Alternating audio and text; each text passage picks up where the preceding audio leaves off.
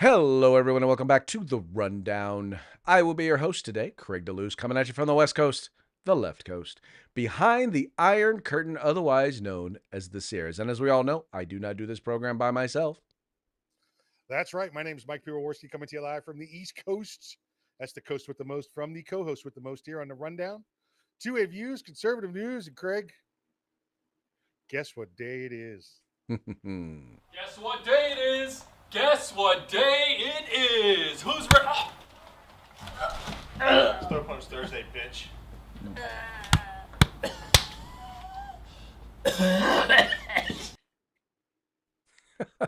I just noticed for the first time, dude had a tattoo on his thigh. Like, who's that for?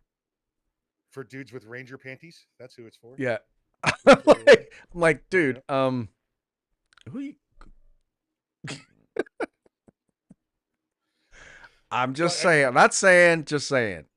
I noticed you're wearing a three-piece suit minus the tie. What's going on there? Oh, well, I've got an interview after the show today at 7 p.m. 7 p.m. Eastern, 4 p.m. Pacific. So I have to be prepared because I literally got to just swap out as soon as we're done and head on over to that. So I got to figure, I got to look kind of important. So you're wearing basketball shorts? No basketball shorts. Actually, I have jeans on because right after that, I have a meeting that I have to go to. Gotcha. Yeah, Gotcha. Good so for I'm you. just Good for you. I'm just getting it all together now, man. I'm just, getting prepared. Good. Well, listen, you know what they say about an ounce of preparedness? No, what do they say about an ounce of preparedness? I thought you'd know. I don't know. He's like, I have no idea. I have absolutely no idea. Well, An ounce oh of well. preparedness is worth a pound of sweat. A pound of sweat? Yeah. Okay, whatever. I'll just give you that one. How's life over there at Lion Arms? It's good. It's good. There's lions and there's arms, so it's good. Yep. Yep. Good Yep. stuff. Good stuff. All right. Well, hey, let's stop dilly dallying. We'll go ahead and get right into the program, but we're going to start it the way we always do, and that's with a quick shout out to our sponsors. Yeah. Let's say hello to our good friends over at Hitman Industries. That's hitmanindustries.net. If you got yourself an AR in the past 5 years, you probably got one of the barrels, don't even know it. Now you can buy from them factory direct. Any barrel, any caliber, any length, pistol, rifle, doesn't matter. You can get it all at hitmanindustries.net. California Republican Assembly fighting a good fight behind enemy lines. Now you can take part in California's future today. If you want the best in tactical concealed holsters on the market, get on over to Hog Holsters. That's HAWG holsters.com, hogholsters.com. Use the discount code The Rundown. That's all one word, no spaces, all caps. Get yourself a nice little discount.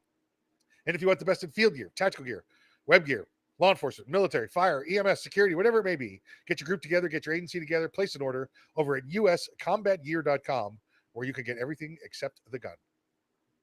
That's right, folks. These are our sponsors. They bring us to you so that we can bring you to them. Do us a favor. Do them a favor. Do yourself a favor. Visit their websites. All you got to do is follow the link in the description to this program. There's tons of links to each of their websites. Go there, check them out, spend some money with them, and, let them know that it was guys over at The Rundown that sent you. Also, would like to encourage you, if you're watching this program live, 3 p.m. Pacific, 6 p.m. Eastern, on YouTube, on Facebook, on Twitter, on Rumble, we are taking your comments. I'm paying attention. I'm looking right here to see what y'all have to say. And if I find it to be interesting, we will share it with our audience. We do not have to agree with you, mind you. We just have to find it interesting. But I do reserve the right, that if we do disagree with you or you choose to disagree with us, we do reserve the right to mock you. Under the bus, baby. We're throwing you under the bus. Then we're going to throw it in reverse. There you go. What was that? That's what I thought it was. Exactamundo. Good stuff. Good stuff. All right, folks. Well, let's go ahead and let's hit the ground running with today's news stories. Um, I don't know about y'all, but I grew up around the YMCA. It was like the place you went. It was either the YMCA or the boys club, right? In other words, it was a place where you went, where you hung out, they had stuff for the kids. Now the YMCA had stuff for the adults, but it was kind of to help you get into community recreation, yada yada yada yada. The name YMCA means the Young Man's Christians Association because it's supposed to be, helping to teach young men and prepare young men, helping them to grow up with quote unquote Christian values. Well, modern history would probably teach you something very, very different, and that is actually what's a part of a commentary that's actually over at Outkick. If you like sports and you're tired of the ESPNs of the world, you got to check out Outkick because they talk a lot about sports and society, but they do it from a conservative perspective. But here they're talking about YMCA. They're saying locker rooms, camps, and creeps. How YMCA continues to fail women. And this is from Amber Harding. It says here, as the village people say, it's a fun play. It's fun to stay at the YMCA. Well, it used to be anyway. Now maybe not so much. What was once a cornerstone of community wellness and family values has become a far left social experiment, one that caters to the feelings of gender confused men at the expense of every girl and woman who just wants to be safe, who just wants a safe place to change clothes, take a shower and go to summer camp without being flashed by someone with a penis. It's not hyperbole. That's exactly what's happening at clubs across the country. The YMCA's self identifying gender policy is alienating its female members. Let's take the latest incident out of California. A middle aged trans identifying male named Sammy has been strutting around locker rooms nude at various YMCAs in the Bay Area.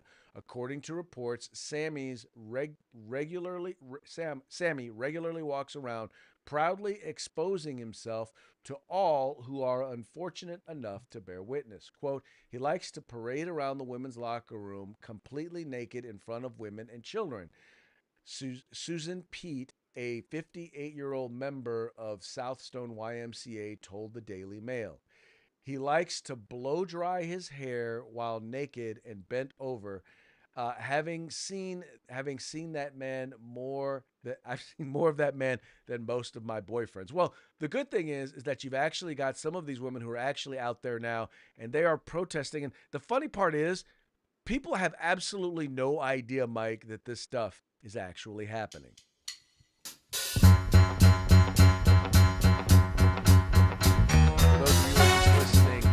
Images of people protesting outside of the YMCA. Well, I tumble out of bed and I stumble in the kitchen for myself a cup of fair fish and then yawn and stretch and try to come alive. Well, I jump in the shower and the blood starts pumping out on the street. The traffic starts jumping and folks like me on the job from 9 to 5. Working 9 to 5.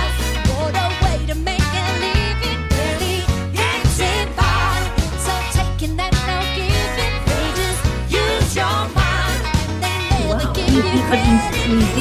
Within women's locker? Yeah. Oh, Maybe wow. it could be the same man. You saw But the one I saw is quite young. Yeah? The one I saw is quite young. Yeah, well, So they just allowed him? Yes. And they said she was uneducated. And then she was something wrong with her. How is that? She didn't like This is her husband right here. How would you feel if it was your wife that this happened to? It'd be on. Yeah, beyond. Yeah, it's pretty. I'll take that. I think they should do something about that. Yeah. Transphobic Turks.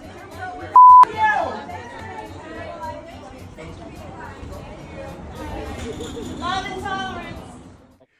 See, Mike, what gets me about this is this there are two different issues here, and they're both got the same thing. One is you have people who actually are dealing with gender dysphoria. But that's not, this guy that they're talking about, that's not an example of what we're dealing with. This is a pervert. This is a pervert who gets off on walking around, on being in women's spaces and in women's faces, butt ass naked. It's a sexual fetish for him. And the very fact that they want to act like this is not a thing, that there are not perverts like this guy that are taking advantage of stuff like this is beyond reprehensible. Yeah, Craig. Now, like you and I were talking before the show, I was a frequent visitor to the Y and in the 70s and 80s. We used to go there because it was the only place around town where we had good indoor basketball. We could play there. Just dozens of courts. It seems like, and they had locker rooms so you could change and out of your street clothes or back into your street clothes when you were done. Um, what this particular story is talking about, Craig? I don't know if this is a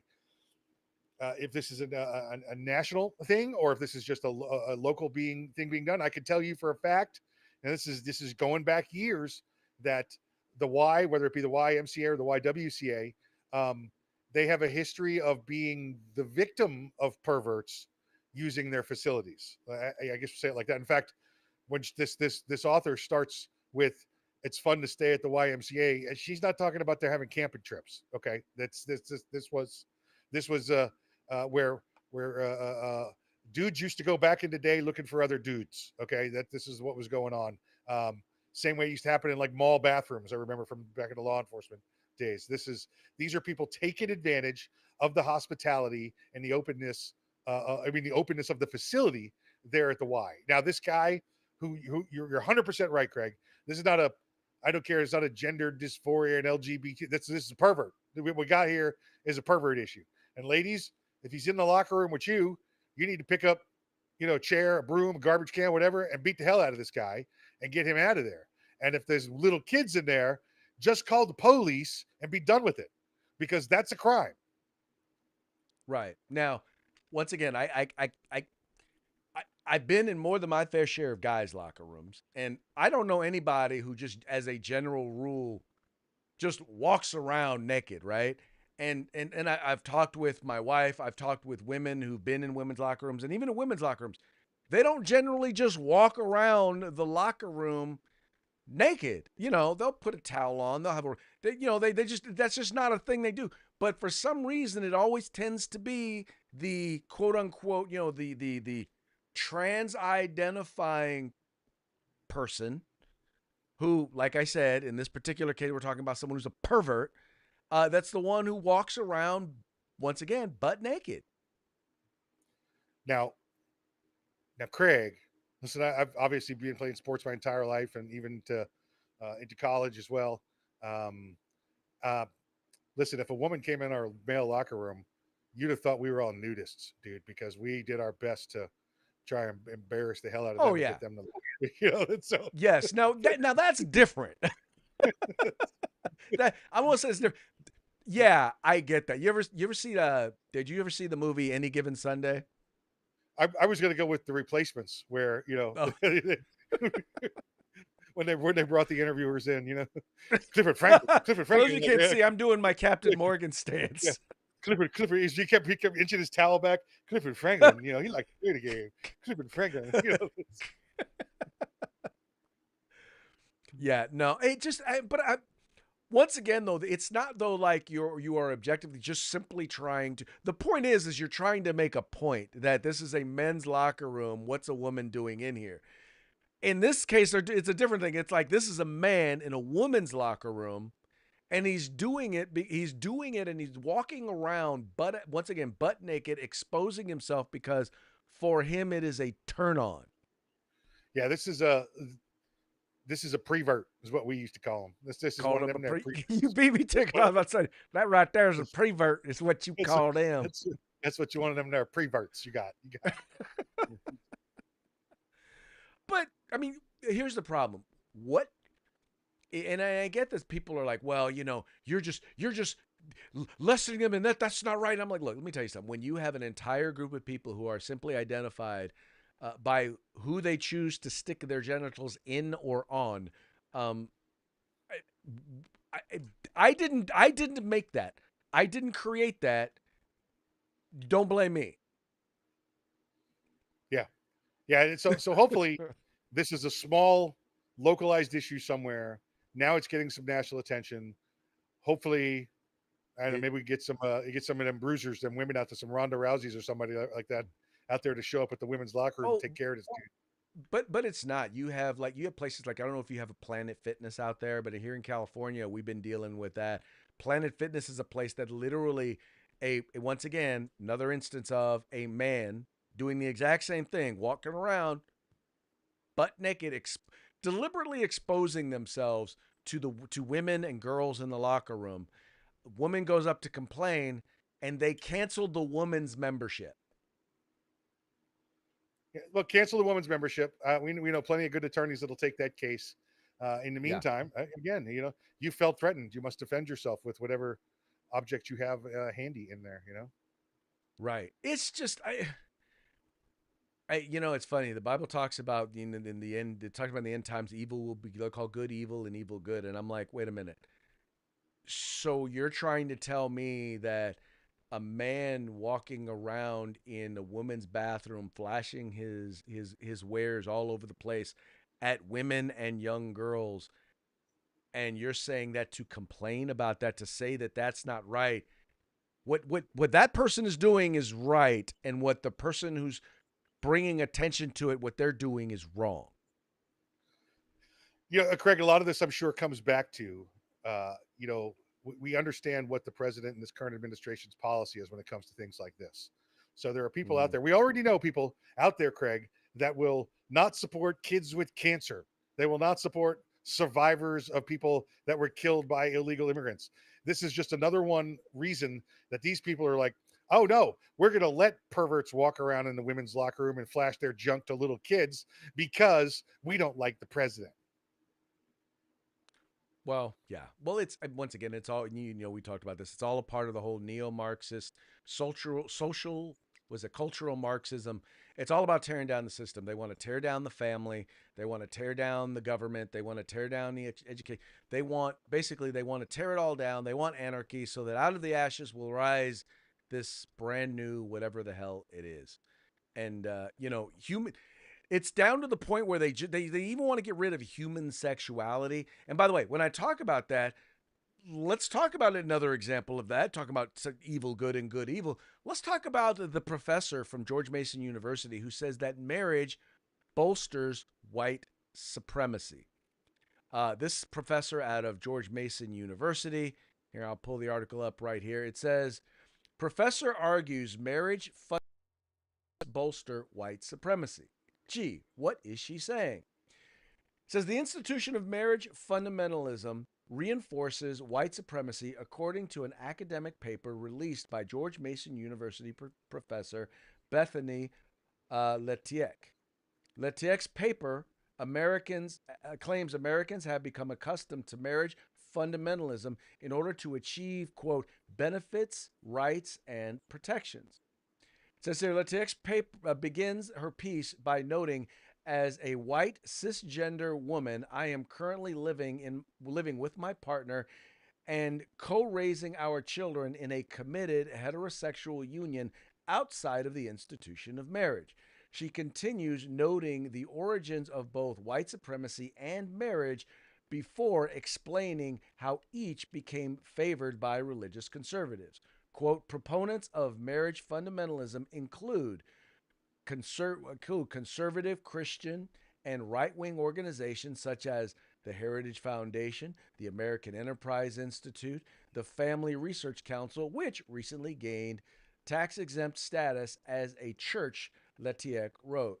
It says here, marriage fundamentalism, the scholar claims, has roots in manifest destiny and colonialism, leading to the delegitimization of diverse family and kinship structures due to the amount of non-traditional living arrangements of LGBT families and grandparents rearing their grandchildren. The nuclear family is actually the least common living situation in the country. Now, interestingly with this, Mike, I decided, you know what? I'm going to go ahead and go to Grok, all right? I'm going to look it up, and I want to know, what do they say? Is it? Well, according to them, and here's the interesting thing about it. So everybody, unless you go straight from living with your parents to living to a whatever a non-traditional relationship is, you're going to be single or living with someone else. You're going to have a roommate or something like that. So when you factor in all of those, they are correct. But when you start talking about the family and raising kids, it points out here, In 2022, about 65% of children ages 0 to 17 in the U.S. lived with two parents, according to the U.S. Census Bureau. This includes both biological and adoptive parents, but does not distinguish between opposite sex and same sex marriages. Basically, meaning overall, it's the favored union. Being married with kids is the favored union. Is still the most prominent. About 65% of all kids. I'm just like, um, what the hell is this woman talking about? I believe the medical condition, Craig, is she's a wackadoo. I believe that's what we're talking about here. Oh, okay, She's yeah, a I guess that's the technical term. she's a she's cuckoo for cocoa puffs.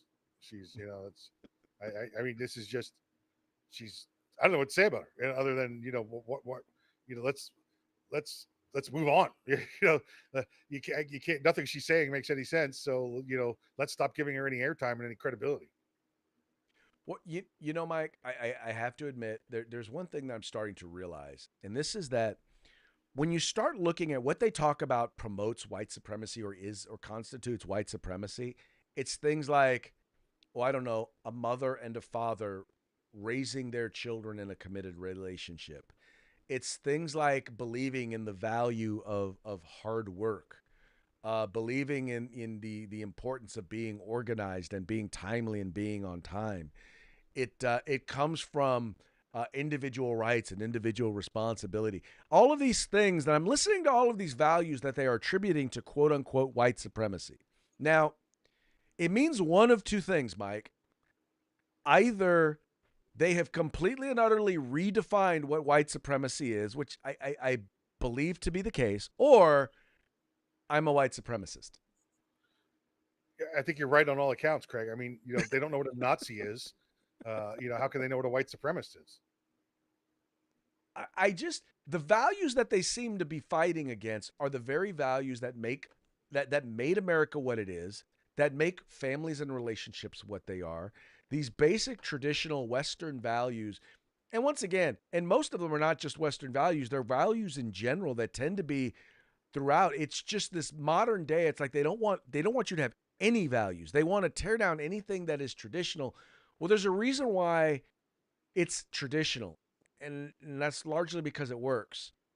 And if it works, it works. You don't have to like it, but it works. Even Benjamin Franklin was the one founding father that if you could look at and say he was not a Christian but was actually a deist, Benjamin Franklin is probably the one who was most guilty of it. But even he knew and recognized the value of Judeo-Christian principles as they are applied in the family and in society and in the government. And he understood that our government was based on those very fundamental values. And that's why America is different. And that's why America works. That's it. There you go. Good rap. Yeah, these guys, man. These people. What do you mean, these people? These people. I'm just like, what's funny is you have groups like Black Lives Matter who actually had the elimination of the family, of the traditional nuclear family, as one of their fundamental goals. And I'm like, if you looked in the black community, if you looked at what the number one cause of the problems and the challenges that that the black community is facing, it's single parent, children being raised in single parent households. It's fatherlessness. In households where dad is there and dad is active and engaged, the kids are less likely to be engaged in criminal activity. They're more likely to graduate from high school and go on to college. They're less likely to grow up in poverty. They're less likely to get addicted to drugs. All of the things in all of the areas where you want to do well, they do better if dad's there. In all of the areas where they do poorly if dad isn't there. What do they have against doing what works? Well, because again, Craig, they want to be able to change it to the way they want it rather than fix the problem. They want to make the solution the problem. They want to make the answer, the proven tradition, the proven fact. That's the problem because it's well, you got white couples that live together and raise kids, but single black parent families, and they raise bad kids. That they're willing to narrow it down to a couple of hand-picked statistics that want to make it sound like as a white person, I'm saying the problem is black people, and that's not the problem. It's not the problem. No. What usually winds up happening is that when you look at those statistics in many of those areas, it's because those things are happening happen more more prevalent in the black community. That's why it's happening. So why not deal with fatherlessness? Why not work on making sure you have stronger families? Because if you do that, well, then you're more likely to be successful, and you'll see more black people doing better. Anyway, I just it's beyond frustrating. It really is. It is beyond frustrating. Do I have an extra story here? I think I added an extra story here. Let's go back real quick. All right, next we have oh no, I do not have an extra story. I'm good. Okay, I thought I had an extra story. All right, this next one, Rosie O'Donnell. Now we've talked a little bit about the big beautiful bill, and exactly we've talked about what's in it. We've talked about what's not in it. We've talked about the biggest issue that they're dealing with that's in the big beautiful bill has to do with Medicaid and the potential cuts to Medicaid, overwhelmingly of which are like, okay, let's make sure that we're not covering illegal immigrants. Let's make sure that we're not covering people who are claiming it, getting coverage in multiple states. How about people who are not also on Obamacare? And oh, by the way, how about we have a work requirement for able-bodied people who are not heads of households, meaning you ain't got no kids, you are able-bodied, you are under the age of 65, and you can actually work. Well, why don't we make you work 80 hours a month or 20 hours a week? But now, because of those requirements, because of those changes, this is what Rosie O'Donnell believes is the truth about what is going to happen with Medicaid. I want to say this about American politics. The big, beautiful bill is not that. It is a massive, massive, massive fraud. That name is an oxymoron. There's a moron who came up with the bill. And it never, ever, ever should be passed in this country. And if we don't stand up to this horrible cutting Medicaid, everything they said they would not do, they did. They did. And it's going to hurt so many marginalized people in our nation. Millions of people are going to go hungry. Millions of people are going to die early for not getting their medication. Millions of people are going to suffer as a result of the big, beautiful bill. So for God's sakes, call your senators right now and tell them, talk to some Republicans, get the ones you've known for years and take them out to lunch and go, listen, dude, do you get this? Do you have a grandmother? Do you know what this is going to do to all the elderly in this country? Do you have any understanding of what's at stake? Like, this is the most blatantly corrupt thing that Mango Mussolini has ever come up with. Honestly. Very infuriating. And the starvation could... So she's claiming that people are going to starve, and I didn't know that people were got food through Medicaid. Yeah, I'm sorry. I had to take the headphones off. I can't listen to her. So I just the level of complete and utter nonsense and ignorance. So millions of people are not, and she's talking about the elderly. I'm like, okay, the elderly on Medicare, not Medicaid. If you are elderly and you are on Medicaid and Medicare, well, you shouldn't be on one of them. I just the complete and utter nonsense that the left puts out there.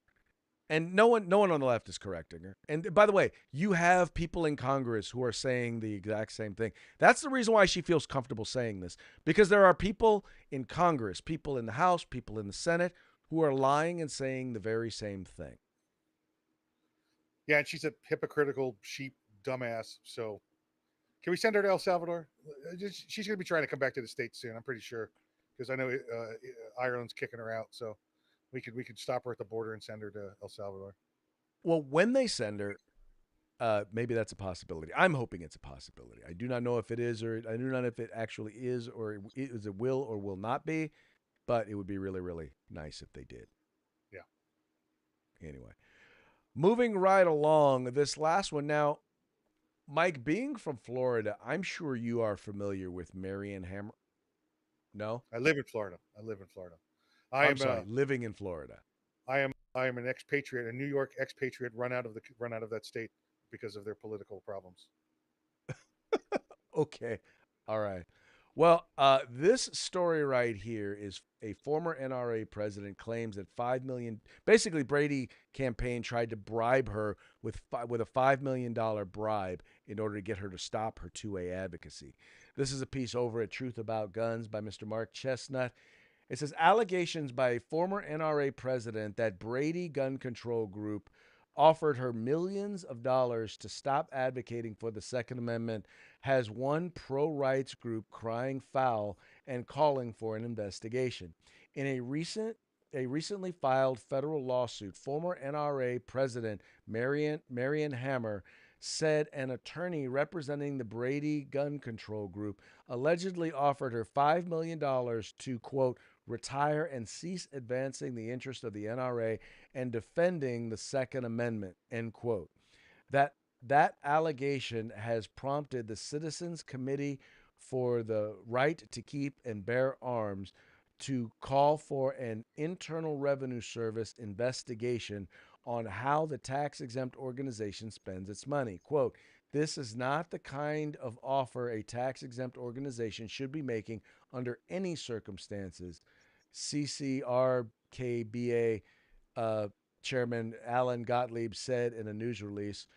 First and foremost, nobody's First Amendment rights should ever be for sale. And secondly, the nature of this allegation almost appears as though Gun Control Group was offering Miss Hammer a bribe to walk away from an issue to which she had dedicated most of her adult life. So now let me ask you, so being that you live in Florida, there you go. Do you know Miss Hammer? I have met Miss Hammer, and I'll say this: she was past NRA board member, president. She has done an incredible amount of work over her lifetime of service towards the Second Amendment, and I have no doubt that she was probably offered. I don't know if it was $5 million. Remember, this story first came out back when we were at SHOT Show, I believe it was about 5-6 months ago now, and no doubt, and I'm sure they've done it with other people, and you and I have seen people that were advocates before drop off the face of the earth. And listen, some people just have their number. 5 million is not her number. So she's gonna make publicity out of it and show that they're horrible. And then you get people like chairman over at the CCRKBA, Alan Gottlieb. There, by the way, a sister organization of Second Amendment Foundation, incredible organization, the CCRKBA. So yeah. Let's get into every town's IRS books or their tax books and see what they're doing with that money. Well, what makes it even worse, Mike, is as far as I'm concerned, is that there are people who are advocating on behalf of the Second Amendment, who I think in some cases have taken the bribe, but they haven't left. They haven't left their positions advocating. They've actually become kind of an advocate for anti-gun stuff within the gun community. In other words, they've slipped in and they've tried to get folks to soften their stance on the Second Amendment. I think you and I know at least one, but probably several of those folks. You're probably right. And just in case they're out there and they're looking for more people, my price is north of 5 million. If you're gonna, don't come at me with less. North of 5 million. 5 million. Do I hear 6? Do I hear 6? Keep going. Anyway, folks, just so you know, the anti-gun community is funded by millionaires and billionaires and quite frankly many left-wing governments. That's why it's important that you contribute to organizations like the Second Amendment Foundation, like the CCRKBA, like Gun Owners of America, like FPC, like all of these groups that are out there that are fighting on your behalf, because they're not funded by millionaires. And the industry largely is not funding them either. So they need your help. And we found out recently, a lot of them are funded by the federal government and USAID. And, and a lot of that money's coming from from the slush fund of Democrat politicians. Yep, exactly. So that's why organizations that are fighting on behalf of your right to keep and bear arms, that's why they need your help. So if you haven't found a group that you want to contribute to, find one. I always say find one that works within your state or locality, and then find one national group, and be consistent in terms of contributing to them as they show their value. Right? If they don't show their value to you, find another group, but make sure you're kicking in. There you go. All right, folks, that now brings us to our parting shots. Parting shots are brought to you by Hog Holsters. Just go to hogholsters.com. Use the discount code The Rundown, all caps, no spaces. Get your Hog Holster today. This was one that I saw. It basically, well, I'll just put it this way. I resemble this remark. It says, I'll just tell you, it's a video. For those of you who are listening, you're not going to get it. You're not going to hear it, but it says, I won't tell anyone that I've won the lottery, but there will be signs.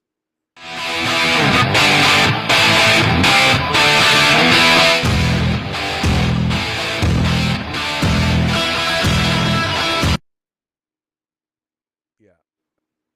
Mike, you want to tell them what we were looking at there? Yeah, it was a nice big dually Dodge with the kicking black diesel smoke out the back with a 50 cal mounted in the bed of the truck. He's like, yeah, there will be signs. Yep. This next one here will explain to you why there is a Reagan generation and why he is considered the great communicator. Best thing about this joke is that it never gets old. Mr. President, in talking about the continuing recession tonight, you have blamed mistakes of the past, and you have blamed the Congress. Does any of the blame belong to you? Yes, because for many years I was a Democrat.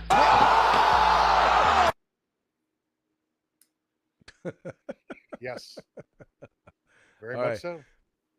Now, Mike, have you seen the trend? And they're viral on in particular on Facebook or on YouTube or on anywhere. But the where they use the AI to create the babies of people, and they tell jokes. Okay, yes. Well, I got a few of them that I want to play because normally I wouldn't do it, but these caught my attention, and I thought they were appropriate both for our conversation today and just generally for our audience would appreciate them. I call it sexuality, where you're attracted to men and women, but they're not attracted to you. Huh. By yourself. Why did the non-binary prospector head to the west? Because there was gold in them there hills. Kaepernick is comparing the NFL to slavery. Bro. Rosa Parks, that's what I call that dude. Rosa Parks.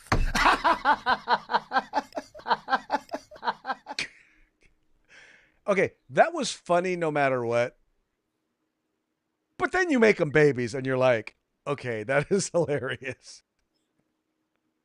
Yeah. I like that Rosa Parks. That's it. All right, good stuff. All right, folks. Well, that brings us close to the end of our program. But before we go, we got one last thing to do, and that's one more quick shout out to our sponsors. That's right. Hitman Industries, hitmanindustries.net. Get yourself an AR barrel. It's got rifle caliber, pistol caliber, any length you desire for your next AR build or rebarrel your current AR platform. That's hitmanindustries.net. California Republican Assembly fighting a good fight behind enemy lines. Now you can take part in California's future today. And if you want the best in field gear, tactical gear, web gear, law enforcement, security, EMS, whatever it may be, get your group together, get your agency together, get an order in at uscombatgear.com where you can get everything except the gun. And of course, for our special hosts today, those over at Lion Arms, go to lionarmsusa.com, lionarmsusa.com. Tell them you saw the rundown or you saw Lion Arms on the rundown, and they're going to give you 15% off whatever you may want. That's right, folks. They are not lying over at Lion Arms, just so you know. All right, folks. Well, that's going to be it for today's program. We'll be back tomorrow on Free for All Friday. Y'all have fun. Y'all stay safe, and we will see you mañana.